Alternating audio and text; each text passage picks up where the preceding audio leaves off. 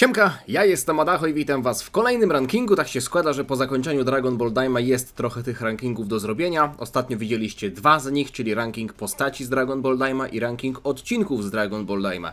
Dzisiaj nie będziemy się zajmować tylko Dragon Ball Daima. Tak na dobrą sprawę 1/17 tego filmu to będzie tyczyć się Dragon Ball Daima, bo mamy 17 wersji Vegety, jeśli dobrze pamiętam? Zgadza się, 17 wersji Vegety, które tutaj wyszczególniłem. Jedna z nich jest właśnie z Dragon Ball Daima i czekałem na zrobienie tego rankingu aż do zakończenia tego anime, bo chciałem też uwzględnić najnowszą animację. Tak się składa, że już jeden ranking tego typu jest na moim kanale, ranking wersji Gohana. Tak się składa, że w Dragon Ball Daima Gohana nie było i na początku serii się okazało, że w ogóle go nie było, więc ten ranking wersji Gohana mogłem zrobić wcześniej. Dzisiaj będziemy się zajmować wersjami Vegety i żebyście zrozumieli mniej więcej, o co mi chodzi, jeśli nie znacie do tej pory zasad tego rankingu, będę tutaj oceniał każdą wersję Vegety z każdej poszczególnej sagi. I też z Dragon Ball Daima, i też z kinówek, i też z sag mangowych, czyli sagi Moro i sagi Granoli, stąd właśnie 18 wersji. I będę tutaj oceniał moją sympatię do danej wersji. Więc oczywiście tradycyjnie nie są to rankingi obiektywne, nie będę tutaj na szali stawiał plusów, minusów, tego co Vegeta zrobił, tego co Vegeta zrobił źle. Nie będę tego zestawiał, tylko nawet jeśli Vegecie się gdzieś tam omsknęła noga, albo jest to mało popularna wersja Vegety, ale mi się podoba, mało mnie zagwarantowane wysokie miejsce. Także zaczynamy właśnie od Vegety z sagi Saiyan, który moim zdaniem jest chyba najlepszą antagonistyczną, albo inaczej, jedną z najlepszych antagonistycznych wersji Vegety, ze względu na to, że mimo swojego paskudnego charakteru, był on dobrym odzwierciedleniem tego, jacy Saiyanie w danym momencie w historii byli. Wiadomo, że z biegiem czasu, z biegiem retconów to społeczeństwo saijańskie, zwłaszcza mówię tutaj o Dragon Ballu Minus i też przede wszystkim o Dragon Ball Super Broly, zostało przedstawione jako społeczeństwo postaci, które nie są tylko nastawione na barbarzyńskie podbijanie planet, ale w tamtym momencie poznaliśmy tak naprawdę tylko trzech Saiyan, prócz Goku, Radica, Nappa i Vegetę, i wszyscy byli nastawieni na podbijanie planet i wszyscy byli bardzo nastawieni na walkę i Vegeta akurat z nich był najbardziej zadufany w sobie, więc pod tym względem można było czuć pewną irytację. Ja jak pierwszy raz oglądałem Dragon Balla Z, to absolutnie Vegecie nie kibicowałem, byłem po stronie naszych bohaterów, ale jak potem jakby obejrzałem całą serię i Vegeta stał się moją ulubioną postacią, zwłaszcza jak potem Zetkę obejrzałem sobie drugi raz, to w tamtym momencie nie powiem, że nagle przestałem kibicować naszym bohaterom, bo nadal jakby jestem za tym, żeby Ziemia przetrwała i nie została podbita przez Saiyan, ale trochę bardziej zaczęły mnie kłuć rzeczy w stylu Vegety, który bardzo pysznie podchodzi do tej walki, a potem tak naprawdę zostaje pokonany przez to ziemskie ścierwo wojownika o niskiej klasie, jednego małego chłopaczka i małe saijańskie dziecko, które przygniotło Vegetę swoim małpim cielskiem. Tak na dobrą sprawę, gdyby Saiyanie przylecieli miesiąc później, o tym ostatnio mówiłem w Kokle, może byłaby jakaś różnica w poziomach mocy, pewnie byłaby jakaś różnica w poziomach mocy naszych bohaterów, gdyby mogli trenować miesiąc dłużej, ale podejrzewam, że gdyby Goku był od początku na polu bitwy, to Saiyanie nie zgarnęliby żadnego fraga i Vegeta prawdopodobnie poniósłby jeszcze bardziej sromotną porażkę. Tak myślę, więc pod tym względem, no oczywiście to jest tylko i wyłącznie gdybanie, aczkolwiek Saiyan Saga Vegeta jako antagonistę i jako przedstawienie saijańskich wojowników jako brutalnej części rasy Saiyan wypadł dobrze. Jestem fanem tej historii, jestem fanem tamtej wersji Vegety, mimo tego, że jakbym był turbo fanem Vegety, to prawdopodobnie bardziej bolałoby mnie to, w jaki sposób odleciał, a odleciał czołgając się tak naprawdę do swojej kapsuły i zostało mu darowane życie, co Vegeta przez długi czas potem Goku oczywiście wypominał. Także niski tier A. Przechodzimy dalej. Dlaczego powiedziałem, że Vegeta z Saiyan Sagi jest jedną z najlepszych wersji antagonistycznych Vegety? Bo ta wersja znamek jest jeszcze lepsza. Moim zdaniem to jest, jeśli chodzi o wersje antagonistyczne Vegety, bo tak na dobrą sprawę to mamy potem jeszcze Vegetę z sagi Androidów i sagi Cella, gdzie on już niby walczył z Cellem, więc niby walczył po naszej stronie,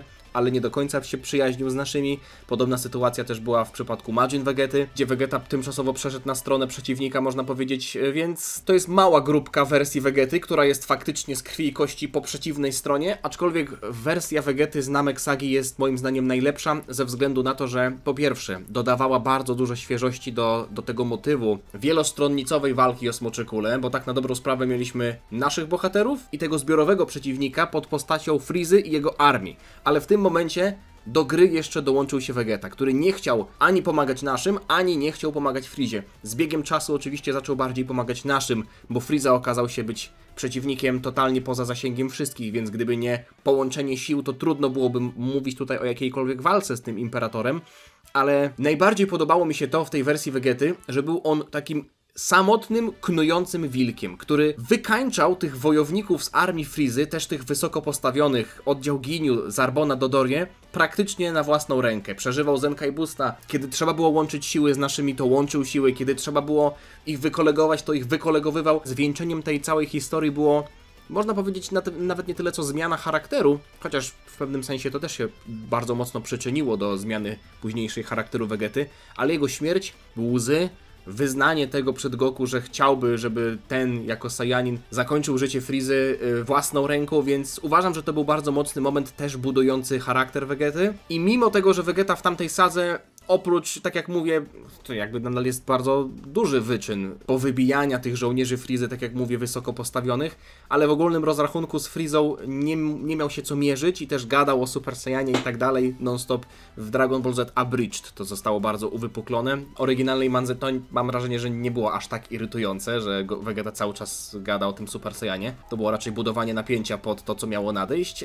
To jest dobra wersja Vegety, lubię ją bardzo, aczkolwiek mówię, nie jest to wersja pozbawiona wad, bo miał takie momenty 20 IQ, kiedy na przykład chował kulę na dnie jeziora, szedł spać, albo mijał Gohana, który miał dosłownie za skałką swoją smoczą kulę i Vegeta nie był w stanie jakby tego zauważyć ze względu na to, że tak się cieszył, że niedługo on będzie w stanie wypowiedzieć życzenie. Więc generalnie jestem fanem tej wersji, ale to nie jest moja ulubiona wersja, jak możecie się domyślić. Wysoki tier A nawet bym powiedział, że najwyższy tier A. Tak naprawdę są dwie wersje tutaj, wyszczególniłem dwie wersje Vegety z sagi Androidów i z sagi Cella. Pierwsza wersja to jest Vegeta do momentu wejścia do Komnaty Ducha i Czasu, a druga wersja to jest od wyjścia z Komnaty Ducha i Czasu, no i potem Cell Games i Super Vegeta i tak dalej. Więc na początku mamy Vegetę, który pojawia się pierwszy raz, włącza Super Saiyanina. Does a machine like yourself ever experienced fear? Kukarocie! Czy kiedykolwiek A nie, ty nie jesteś kukarotem! Androidzie 19! Czy maszyna taka jak ty potrafi czuć strach? Okazało się, że maszyna taka jak Android 19 potrafi czuć strach, więc to nie jest Vegeta, który jest pozbawiony absolutnie żadnych fajnych momentów, ale jego charakter w tamtym momencie był tak paskudny, że nawet mi, jako fanowi Vegety, on po prostu przeszkadzał. Vegeta od momentu, w którym osiągnął Super Saiyanina, zachowywał się jakby Pana Boga złapał za nogi, jakby wszyscy musieli mu upadać na kolana i fakt, muszę przyznać, że walka z Androidem 19, a w zasadzie deklasacja Androida 19 była imponująca, ale to nie było tak, że Android 19 to był jakiś, wiecie, boski poziom totalnie nie do przeskoczenia. Vegecie tak sława uderzyła do głowy, że absolutnie nie przejmował się słowami Trunksa, który ostrzegał przed budzeniem androidów. Potem Vegeta przegrał z Androidem 18 i była to porażka naprawdę bardzo sromotna i tamta wersja Vegety to jest chyba największe pośmiewisko. Albo może nie pośmiewisko, może źle to do końca widzę, ale generalnie jest to wersja Vegety, której się dużo zarzuca, chociaż tej po wyjściu z Komnaty Ducha i Czasu zarzuca się trochę więcej i jest w tym sporo prawdy, ale jeśli chodzi o moją ocenę, być może będzie ona dla was szokująca, ze względu na to, że ten moment z pierwszą transformacją jest świetny, ale ta wersja Vegety moim zdaniem jest aż zbyt nadęta i ze względu na to trafia do tieru D. Jeśli chodzi o drugą wersję Vegety, czyli ta po wyjściu z Komnaty Ducha i Czasu, czyli Super Vegeta, walka z półperfekcyjnym Cellem i umówmy się, dominacja, to było akurat bardzo satysfakcjonujące, ale potem ten wielki błąd i pozwolenie Cellowi na osiągnięcie perfekcyjnej transformacji. Potem jak się wściekł i okazało się, że jednak to był błąd i Final Flash to jest jeden z moich ulubionych momentów, ale jeśli spojrzymy na to na chłodno, to jest moment totalnej desperacji, chociaż połączonej też z cwanym ruchem, żeby sprowokować Cella, żeby ten przyjął ten atak.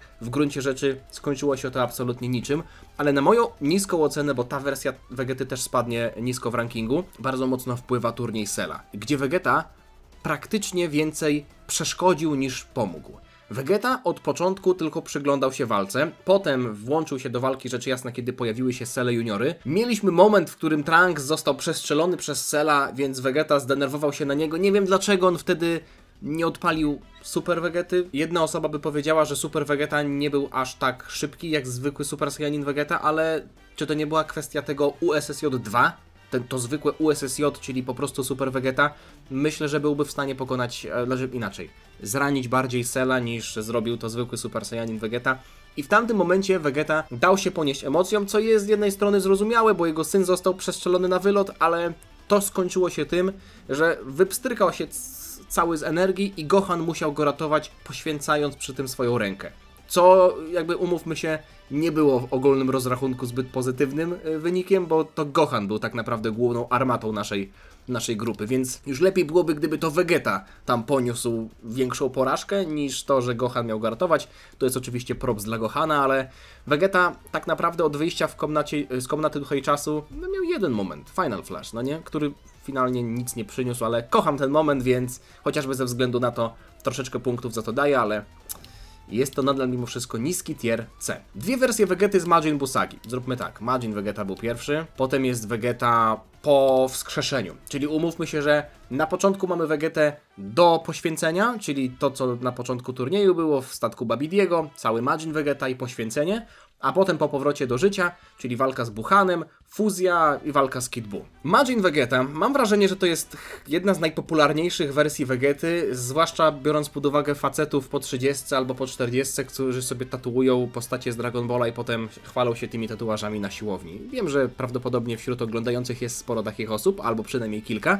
To nie jest tak, że wbijam dla was szpileczkę, ale chciałbym tylko zwrócić uwagę na to, że to nie jest idealna wersja Vegety. Tak, swoją drogą nie ma idealnej wersji Vegety. Nie ma wersji Vegety, którą bym ustawił na szczycie tieru S i powiedział, że to jest perfekcja. Tak, to był etap w życiu Vegety, który obfitował w wiele fajnych momentów dla nas, dla widzów, czyli Now let us begin! Czyli sałata, zacznijmy. Nie, żartuję. W angielskim języku tam było let us begin, ale często się żartuje z tego, że on mówi let us, czyli lettuce, no nie? Były też momenty You may have invaded my drink and my burger, but there's one thing a Saiyan always keeps. Co powiedział dalej Vegeta, dopowiedzcie sobie sami. Możecie zerknąć na moją dawną animację. Frytki Vegety. Tak czy siak, jest to moment, w którym przez Vegetę zaczął przemawiać ten Vegeta z Android Sagi. I nie jestem tego fanem. Vegeta chciał bardzo mocno walczyć z Goku i dał się przejąć Babidiemu, co z perspektywy czasu traktuję trochę z żenadą. Bo Vegeta tak naprawdę dał się przejąć takiej małej mosznie i oczywiście postawił mu się, jakby nadal zachował większość swojej woli, albo nawet całą swoją wolę, ale w oczach wielu niczym nie różnił się od takiego Jamu z Popowicza, Jakona czy Pujpuja z tym M na czole. Był po prostu wojownikiem Babidiego. Gdyby nie to, że Babidi dał mu moc, Vegeta nie byłby w stanie prawdopodobnie walczyć na równym poziomie z Goku, albo w ogóle Goku nie byłby w stanie się zmusić do tego, żeby walczyć z Vegetą. Vegeta w ten sposób chciał sprowokować Vegetę. Odnośnie różnych kwestii tyczących power scalingu są różne zdania, nie będę tutaj wchodził w te dywagacje, ale jeśli chodzi o samo, powiedzmy, ideologiczne podejście Vegety, był on w stanie poświęcić bezpieczeństwo wszystkich, też swojej rodziny, dla własnych pobudek, bo przez 7 lat nie widział Kakarota i bardzo chciał z nim zawalczyć i to, że jego rodzina miałaby być zabita i w końcu była, no to już nie jest dla niego ważne. Mimo wszystko nie jestem w stanie przymknąć oka na tę aurę, piękne momenty z walki z Vegetą. To nie jest tak, że oceniam tutaj tylko jakby podejście fabularne, ale też podejście wizualne, to co ta postać zaprezentowała. I walka Majin Vegety z SSJ2 Goku to jest jedna z fajniejszych walk, lepiej narysowanych. I jedna z popularniejszych walk i ja tę walkę lubię. I ja te momenty lubię. I oczywiście wszystko jest zwieńczone genialnym poświęceniem Vegety, czyli moim ulubionym momentem w ogóle w całym Dragon Ballu, co jest też jakby bardzo dużym krokiem w rozwoju Vegety, ale ten duży plus, olbrzymi plus, niestety napotyka też na spory minus. Tier B. Natomiast to, co się działo po wskrzeszeniu Vegety, czyli Vegeta, którym na początku nie chciał się scalać, ale potem się scalił, potem oczywiście mieliśmy walkę z Kid Buu. To był Vegeta, który myślał przytomnie, oczywiście troszeczkę pomarudził, jeśli chodzi o fuzję, ale to była tak naprawdę pierwsza sytuacja, w której mieliśmy fuzję, więc to nie było kontynuowanie tej niechlubnej zasady, że Vegeta musi troszeczkę pobyć Vegetą i pomarudzić przed fuzją, więc w tamtym momencie jakby nie uznaje tego za minus. W końcu się zgodził, więc skończyło się to wszystko w porządku. Przytomnie myślący również podczas walki z Kid Buu, jeśli chodzi o Genki Damę, jeśli chodzi o wykorzystanie smoczych kul do takich i takich życzeń. Widzieliśmy, że Vegeta tak naprawdę reżyserował całą tamtą walkę. Był w stanie poświęcić swoje życie, kupując Goku czas, więc moim zdaniem tutaj nie tylko dostaliśmy Vegetę, który robił dużo, ale też myślał dużo, był dyrygentem tej całej akcji, plus jeszcze scena oczywiście z przemową Vegety: Kakarocie, Jesteś jedynym przyjacielem, którego kiedykolwiek miałem. Kocham cię, Kukarocie. No, czy to nie było piękne zwieńczenie tego rozwoju Vegety? Moim zdaniem najlepsze wersje Vegety to są te, w których najbardziej widać jego rozwój postaci, bo ja za to najbardziej lubię Vegetę. I właśnie chociażby za tamtą scenę, za to jak Vegeta się zachowywał, tier S. Idziemy dalej, przechodzimy teraz do nowej... O kurwa. Idziemy dalej i przechodzimy do Dragon Balla Super, a pierwszą wersją Vegety z Dragon Balla Super jest wersja z Battle of Gods, czyli z sagi Beerusa. I dużo osób, zwłaszcza biorąc pod uwagę ten obrazek, który tutaj celowo wybrałem, nie będzie fanem tamtej wersji Vegety. Mimo tego ja uważam, że jest to wersja poprawna. Ze względu na to, że tam widzieliśmy Vegetę, który nie imponował jakoś szczególnie swoimi mięśniami, swoją siłą i tak dalej. Mieliśmy oczywiście moment z That's my Bulma! ale w gruncie rzeczy to się niczym nie skończyło, więc tamtą wersję Vegety cenię za to, że był w stanie poświęcić swoją dumę i zobaczyć, jakie są tak naprawdę priorytety. To jest zupełne przeciwieństwo Majin Vegety, czyli Majin Vegeta, który swoje potrzeby, swoją dumę, swoją chęć udowodnienia siły innym i sobie przedkłada nad bezpieczeństwo Ziemi i bezpieczeństwo swojej rodziny, przyjaciół i tak dalej. I tutaj mamy Vegetę w Battle of Gods, który jest w stanie połknąć swoją dumę i zatańczyć chociażby taniec bingo. Albo próbować uspokoić Beerusa tylko po to, żeby Ziemia po prostu przetrwała i żeby jego rodzina była bezpieczna. Więc Vegeta w tamtej sytuacji nie pokazał aż tak dużo pod kątem siły, chociaż scena ze zdenerwowaniem się na Beerusa jest jedną z takich fajniejszych scen, mam wrażenie, że z tamtego filmu, albo w ogóle z anime Dragon Ball Super, ale ja nie patrzę na tę wersję Vegety jako na wersję, która jest automatycznie jakby skazana na pożarcie ze względu na to, że Vegeta tańczył na przykład i że się skompromitował. Tak, to nie jest moja ulubiona wersja Vegety, bo wolałbym, żeby on grał większą rolę, ale mam wrażenie, że tutaj zobaczyliśmy zalążek jego rozwoju. Aha, swoją drogą, Battle of Gods, wersja rozszerzona w kinach. Wiem, że dużo osób się zastanawia, co to za wersja rozszerzona. Widziałem posty na zakolach albo jakieś posty w internecie, że ludzie mówią, że ta wersja rozszerzona Battle of Gods, która będzie w kinach, to będzie opowiadać o tym, jak Battle of Gods łączy się z Naimą. Nie będzie. Ta wersja rozszerzona to jest dodatkowe paręnaście minut, 20 minut bodajże i ta wersja rozszerzona miała premierę w 2014 roku. Na forum Kanzenshu można znaleźć stronę, która wymienia różnice między zwykłą wersją, a tą wersją rozszerzoną, czyli na przykład scena treningu Goku na planecie Króla Kaio jest rozszerzona o to, że widać jak Bubbles je banana. Mogę wam wkleić, jeśli nie zapomnę, link do tej strony, o której mówię i będziecie mogli zobaczyć, czym się różnią te dwie wersje filmów. To nie jest tak, że to jest coś zupełnie nowego, ok? Umówmy się raz na zawsze, że tak to wygląda. Battle of Gods, wysoki tier B. To może być dla was zaskoczeniem, aczkolwiek idąc dalej, przechodzimy do mojej najbardziej nielubianej sagi, w ogóle chyba w historii Dragon Balla, czyli Resurrection of F. To nie jest tak, że wersja Vegety z tamtego filmu przyczyniła się do tej niskiej oceny.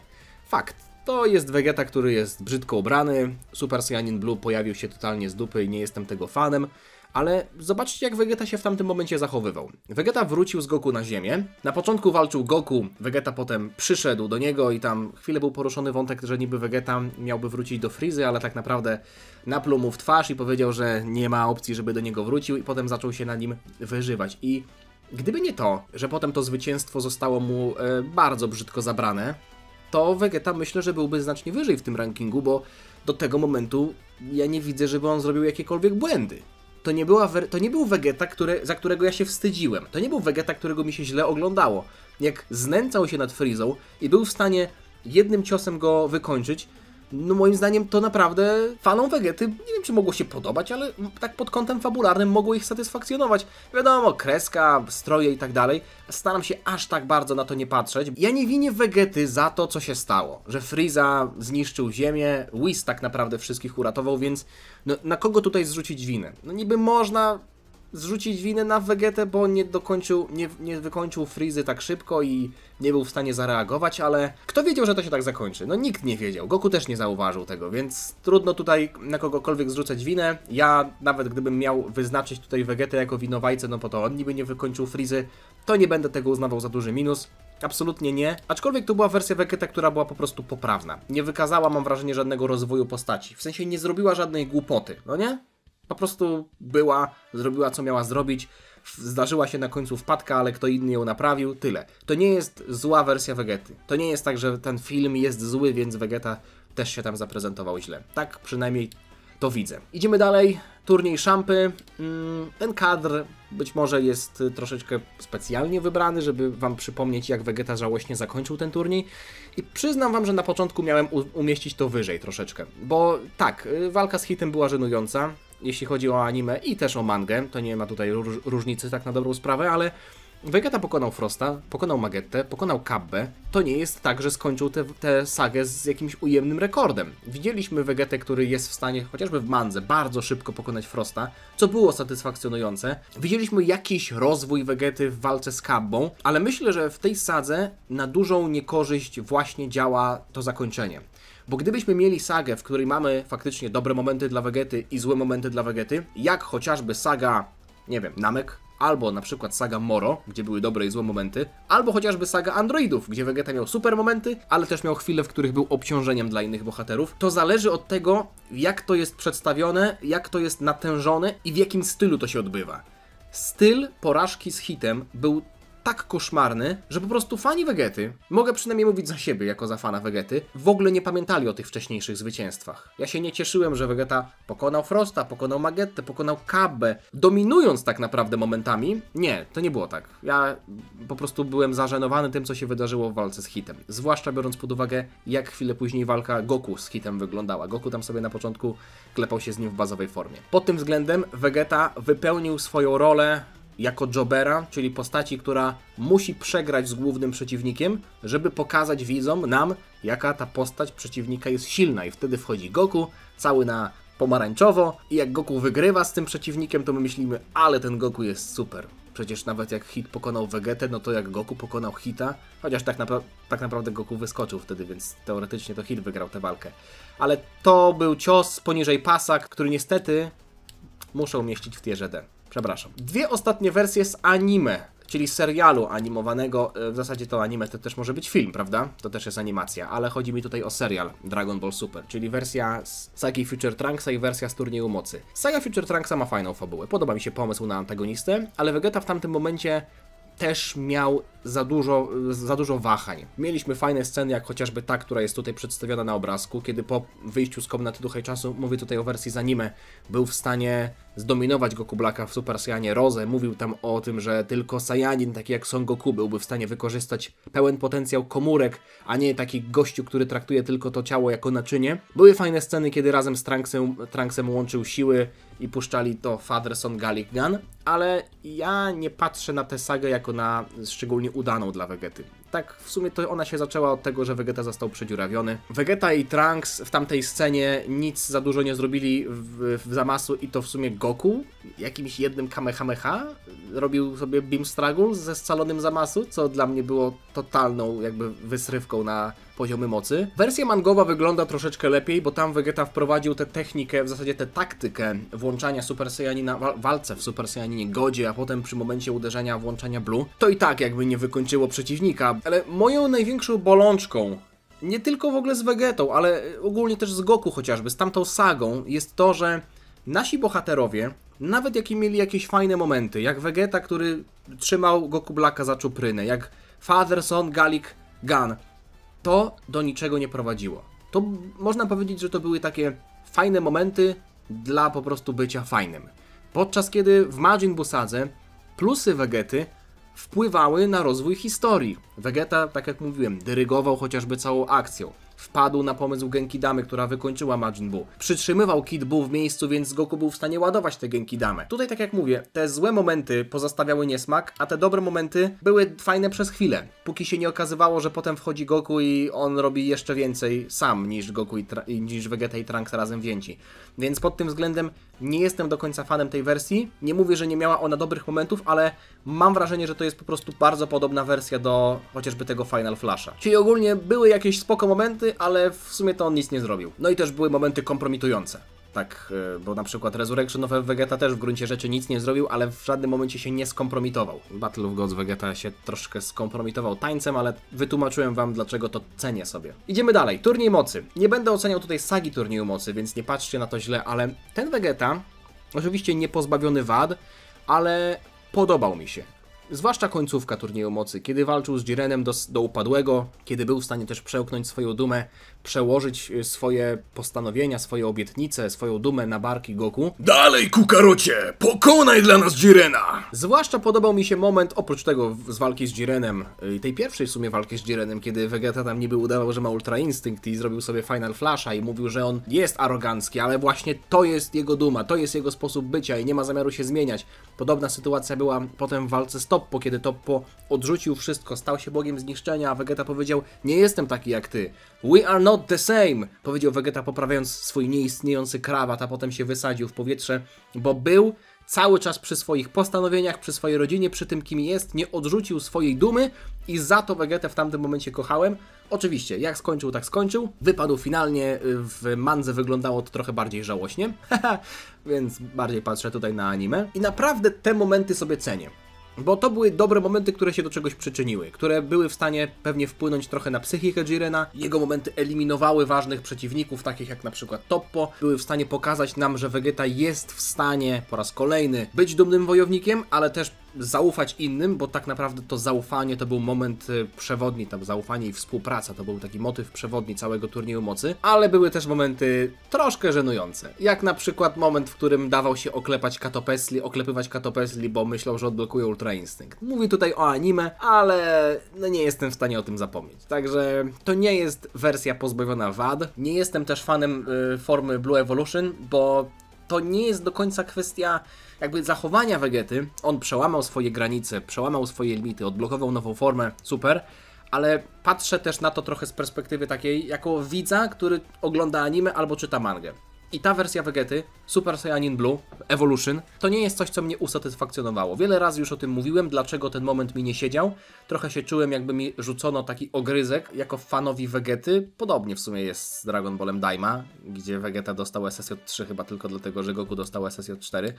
Ale też ze względu na takie momenty, które mi średnio siedzą, trochę te oceny muszę obniżyć. Ale tier A to jest nadal spoko tier. Może najpierw powiemy sobie o wersjach kinowych?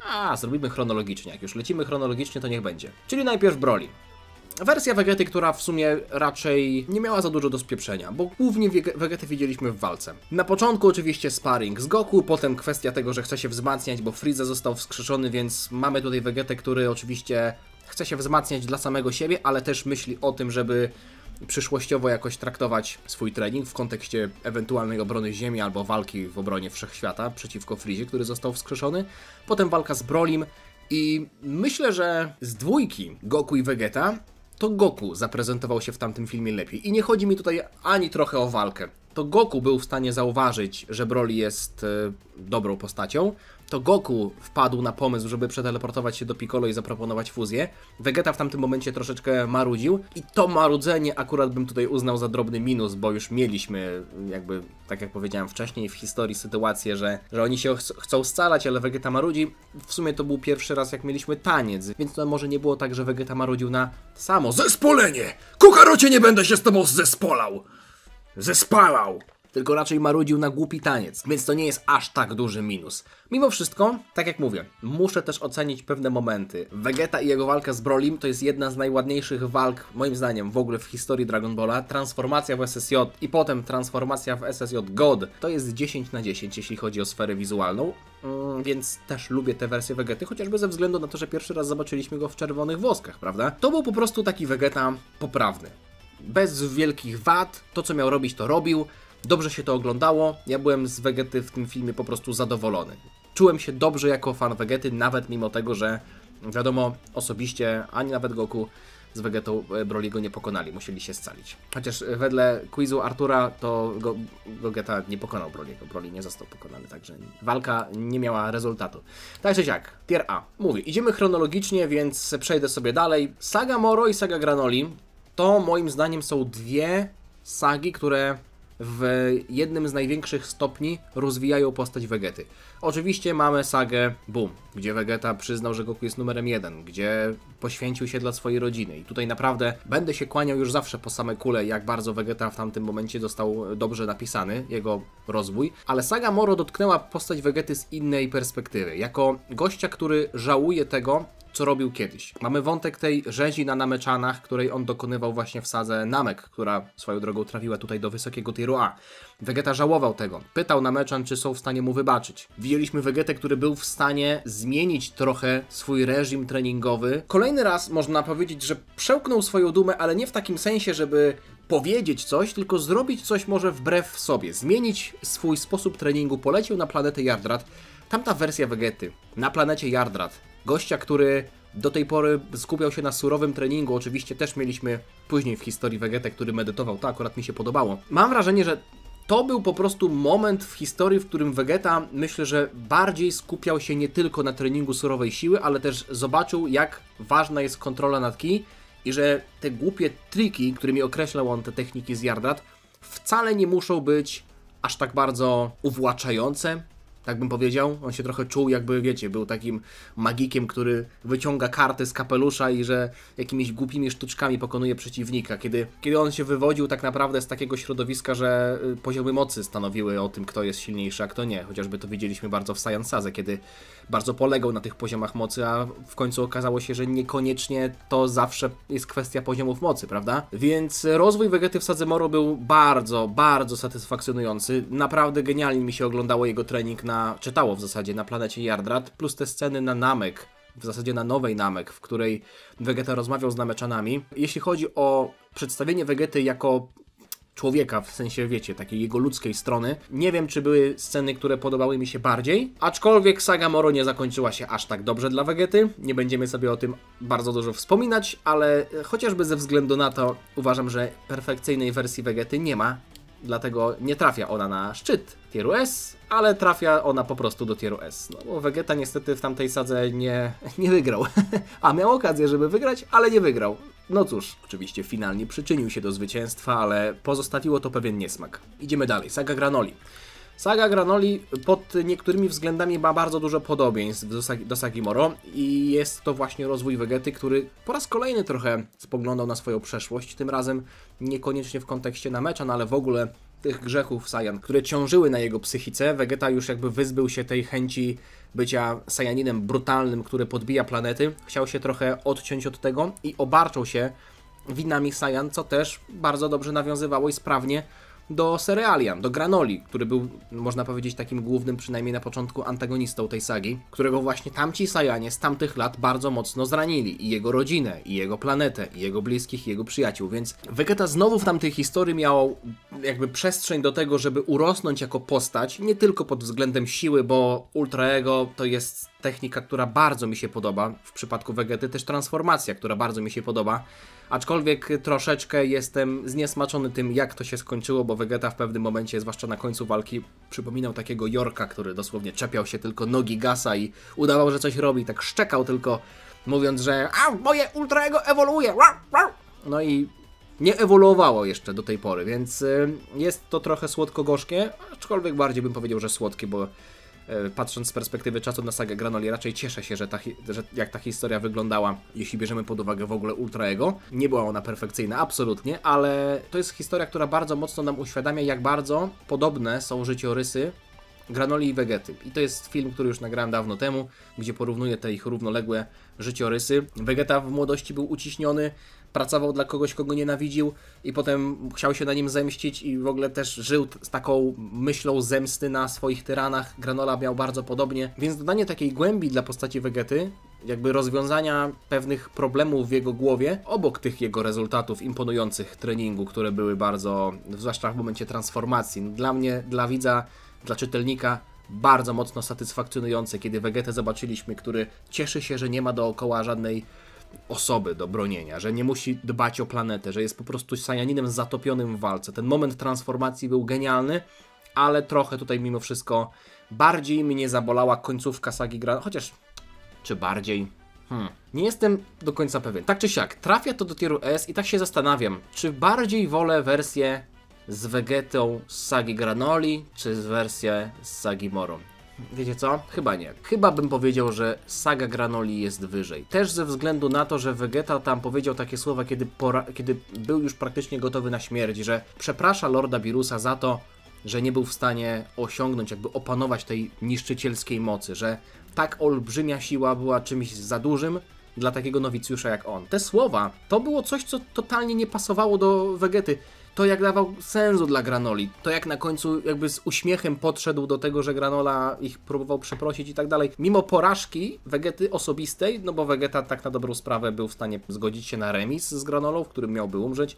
Z Gasem oczywiście nie wygrał i potem jeszcze porażka z Black Freezą. To te porażki nie były aż tak sromotne, jak ta porażka z Moro. Bo w przypadku sagi Moro mieliśmy pewne budowanie postaci Vegety i ten spadek był imponujący, podczas kiedy w przypadku sagi Granoli mieliśmy takie smaczki, które mogły się nie podobać, ale było dużo plusów. Dużo takich pojedynczych aspektów z różnej strony, gdzie Vegeta był pokazywany jako postać złożona, a nie tylko gość, który jest naburmuszony, chce być coraz silniejszy i ma nową formę, a potem przegrywa. Idziemy dalej. Super Hero. Prosta wersja. Vegeta tak na dobrą sprawę tylko na początku medytował na kamieniu, pokazując, że jest też w stanie trochę zmienić swoją taktykę, co też fajnie nawiązywało do tego, że być może to jest już wersja po sadze Moro, gdzie widzieliśmy, że medytował, gdzie trenował nie tylko surową moc. Vegeta zaczął medytować, co trochę zdziwiło Goku, bo nigdy wcześniej ten tego nie robił. Oczywiście to nie było tak, że widzieliśmy tego Vegety dużo, ale wygrał tę walkę i pod tym względem jestem w stanie umieścić tego Vegetę w tierze A. To nie jest tak, że ten Vegeta zrobił bardzo dużo, ale podobał mi się. Po prostu tamta wersja Vegety, mam wrażenie, że mimo tego, że zrobiła mało, bo mało jej było, to dobrze wykorzystała swój czas i też pokazała go z trochę innej strony. Nie jako gościa, który trenuje więcej, ale trenuje mądrzej. Może za jakiś czas ta moja ocena ulegnie zmianie, ponieważ, wiecie, to jest nadal bardzo krótki wycinek historii. Tego Vegety w Super Hero mieliśmy mało. Ale teraz tak patrzę, że to jest gość, który nie popełnił chyba żadnego błędu. Ale nie jestem w stanie go dać do tieru S, bo to nie było tak, że te jego zwycięstwa były bardzo imponujące. Oczywiście pokonał Goku, ale raczej to było w formie takiej sceny po napisach, która nie miała aż takiego dużego wpływu na historię. Była miła, ale umówmy się, że to nie było aż tak istotne jak inne plusy, które tutaj wcześniej wymieniałem. Vegeta z Dragon Balla GT. Uwzględniłem tutaj w ogóle Vegetę z Dragon Balla GT, nie z konkretnych sag, bo w pierwszej sadze go było bardzo mało, w sadze z Super 17 praktycznie nie zrobił nic konkretnego, w sadze Baby'ego był głównym przeciwnikiem, więc trochę się pobił, ale w gruncie rzeczy to dał się przejąć i to z nim walczyliśmy do końca. Trochę ubolewam nad tym, że nie było tutaj nawet jakiejś kwestii podobnej do Majin Vegety, że Vegeta próbuje się przeciwstawić osobie, która próbuje wpływać na jego wolę, bo w przypadku Majin Vegety mieliśmy jasno zaznaczone, że Vegeta wzmocnił się przez magię Babidiego, ale zachował swoją wolę i Babidi na niego próbował wpływać, ale mieliśmy, tak jak mówię, jasno zaznaczone, że Vegeta stawia opór. Tutaj było tak, że jak Baby przejął Vegetę raz na zawsze, to Vegeta jakby był uśpiony w tym ciele swoim własnym, więc no nie wiem, czy nie można byłoby tego zrobić jakoś ciekawiej. No a saga Smoków, w sumie to Vegeta przyszedł w momencie, w którym dostaliśmy falę Artura Boruca, potem trochę powalczył w SSJ4, ale nic nie zrobił i dostał tę formę tylko po to, żeby pojawił się potem Gogeta. I to nie jest dla mnie satysfakcjonujące jako dla fana Vegety.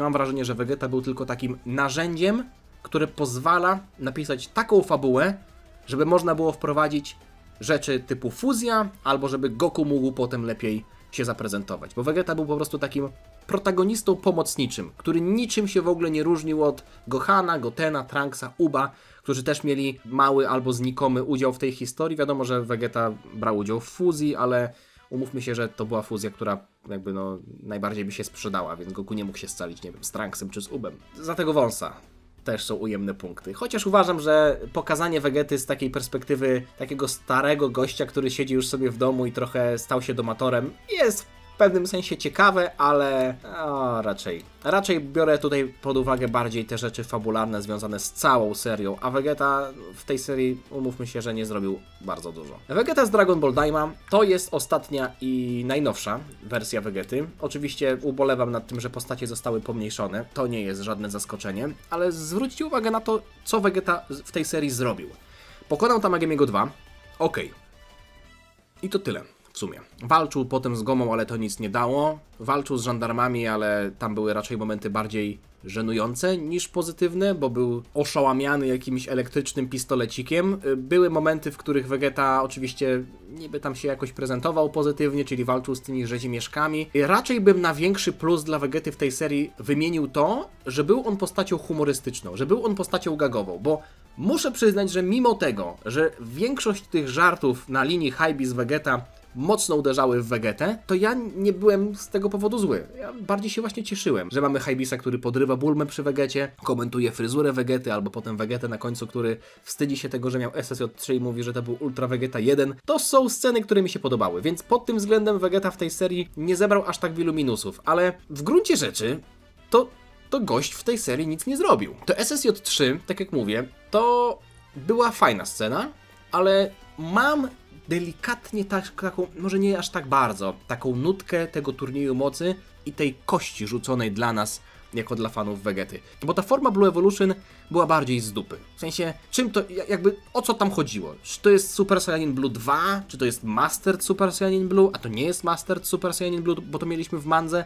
O co chodziło? Co to była za forma? Jakoś inny kolor niebieskiego dostał tylko po to, żeby coś tam innego było. Super Saiyanin 3 to była wersja Super Saiyanina, której Vegeta od lat nie miał. W sensie nie pokazywał jej. Teraz się okazuje, że sobie ją po Majin Busadze wytrenował. Więc nie czułem się aż tak bardzo, że rzucano nam kość, żebyśmy się czymkolwiek zadowolili. To była realna odpowiedź na potrzebę fanów. Oczywiście potem też pokazał to w dorosłej wersji. Gdyby nie było dorosłej wersji SSJ3 Vegety, to bym bardzo ubolewał. Ale nadal, biorąc pod uwagę, że Goku okazało się, że też trenował po Majin Busadze i miał SSJ4, to jest tam taka nutka właśnie takiej kości rzuconej, żebyśmy się po prostu odczepili. Mimo wszystko jest to wersja, która raczej trafia do dolnej połowy tieru B. Raczej bym ją uznał na minus. To jest wersja Vegety, która za dużo nie zrobiła. Ta seria generalnie była bardzo zatłoczona i Vegeta w sumie mógłby tam nawet nie lecieć, nie? Jakby tak spojrzeć całościowo na serię Dragon Ball Daima, to mógłby tam nie lecieć, bo Goku mógłby walczyć z Tamagamim numer 2, albo nawet Piccolo mógłby walczyć z Tamagamim numer 2. Może Piccolo by go nie pokonał, a może by pokonał właśnie. A nawet jakby Goku z nim walczył i miałby się zmęczyć przed kolejną walką, zjadłby robaczka regenerującego i lecimy dalej. Więc obecność Vegety tam była średnio potrzebna, bo w finałowej walce też nic nie zrobił, to było żenujące, jak leżał na ziemi jako jedyny, albo błagał o robaczki regenerujące, także to też wpływa na moją ocenę. Tyle, jeśli chodzi o ten ranking. Możecie dać znać w komentarzu, która wersja Vegety jest waszą ulubioną, która wersja Vegety jest waszą najmniej lubianą i jeśli wam się podobało, to zostawcie lajka. Dzięki za oglądanie. Dzięki Pewuk! Zostawcie lajka! Pewuk już zostawił nawet suba! Ależ Vegeta wleciał na sam koniec i to z Majin Busagi, ten, którego właśnie bardzo lubię. Także tak, zostawcie suba jeszcze, żeby niczego nie przegapić. Widzimy się niebawem. Trzymajcie się. Na razie. Cześć! Dziana.